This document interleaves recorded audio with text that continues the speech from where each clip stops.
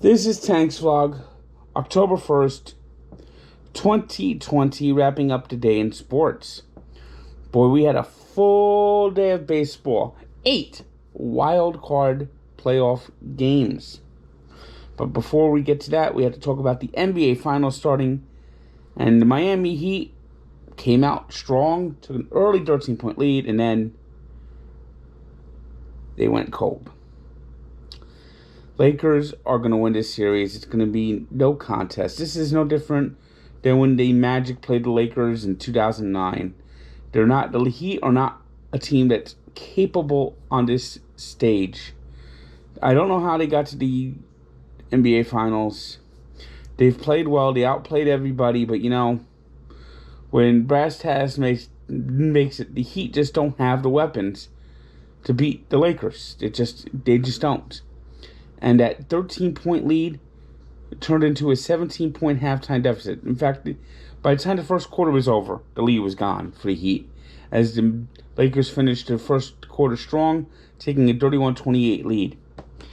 At halftime, it was 65-48, and from there, it was just cruising all the way. The game was never close. Final score, Lakers 116, Heat 98.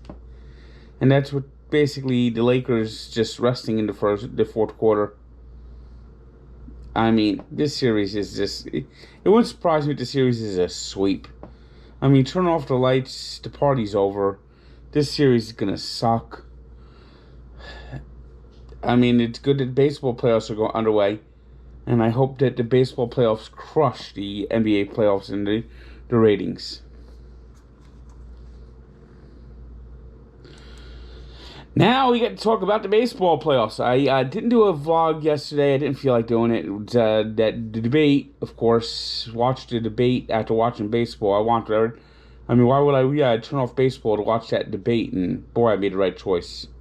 And after I watched that debate, I felt like sitting on my bed and going, the horror. The horror. The horror. I mean, seriously. But anyway, we get to watch basically 16 hours of baseball today. Just eight games, eight playoff games, 4 elimination games. This is our best of 3 series. I mean, you lose that first game, you're almost dead. You're almost dead. And it all started at noon in Atlanta with a great pitching duel between Max Fried and Trevor Bauer. And the Reds just missed opportunity after opportunity after opportunity after opportunity. I mean, the Reds look like the Mets. Their base running was just hideous. I mean, the decision-making, the base running mistakes, and leaving runner on after runner on. The Reds had 11 hits, had the bases loaded several times, and they could not get a run home. Game was tied. No score. All the way to the 13th inning, and finally Freddie Freeman ended the day with a single as the Braves win 1-0 and turn out the lights, Cincinnati. You're done.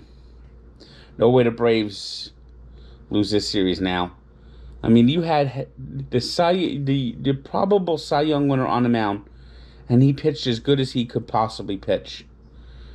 And you just didn't get the job done. I mean, it's just like the Mets. This is what the Mets do. And there's one team that's possibly worse than the Mets. And when it comes to playoffs, well, Mets don't play that badly in the playoffs. 2006 was kind of a little bit of a joke, but those Minnesota Twins, hey, you know where I'm going with this. How the fuck do you lose 18 straight playoff games? 18 straight playoff games. America was depending on you, Minnesota. They were depending on you. The Houston Astros, the cheating scum of the earth. And Polanco throws that ball away in Game 1. You choked Game 1. And now you lose Game 2. You trip yourselves over the bases. You can't do a single thing right. You have lost 18 straight playoff games, Minnesota. How do you do that? That's so disgraceful. Astros into the ALDS. Minnesota, 18 in life to go.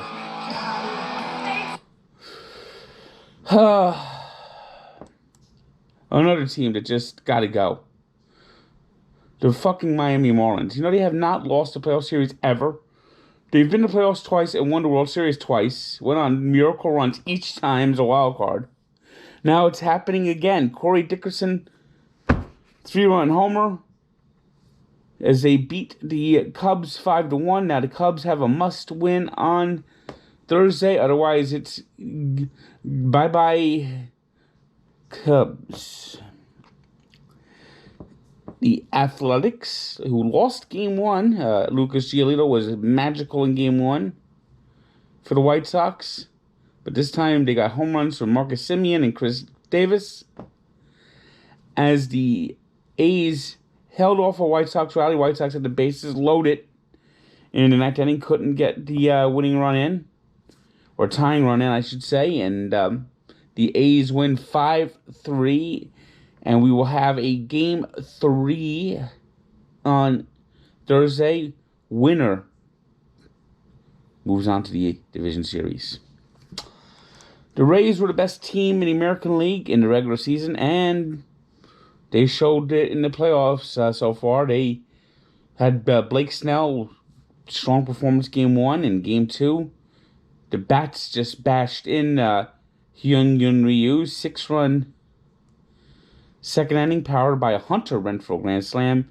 Rays win 8-2, advance to the Division Series. And then we had the Padres. Chris Paddock, awful first inning.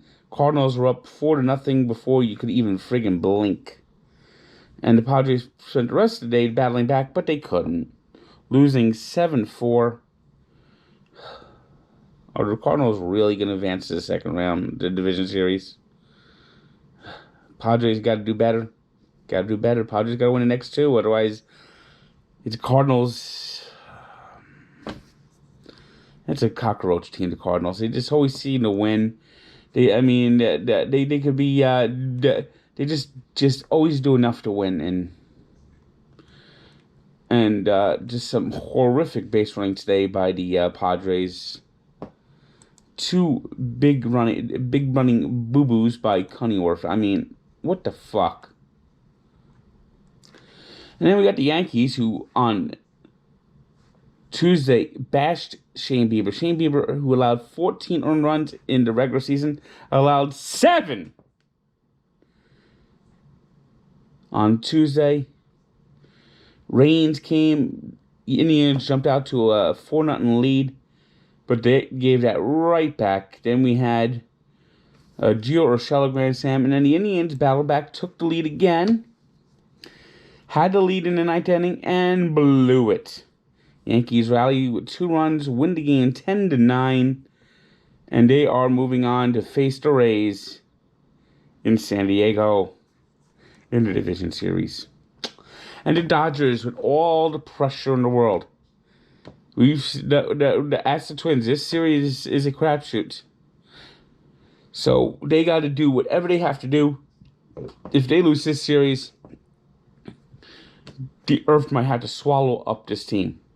43-17 against 29-31.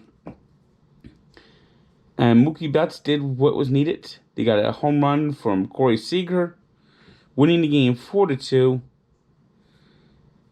But the pressure is still on. No team has greater pressure this postseason than Dodgers.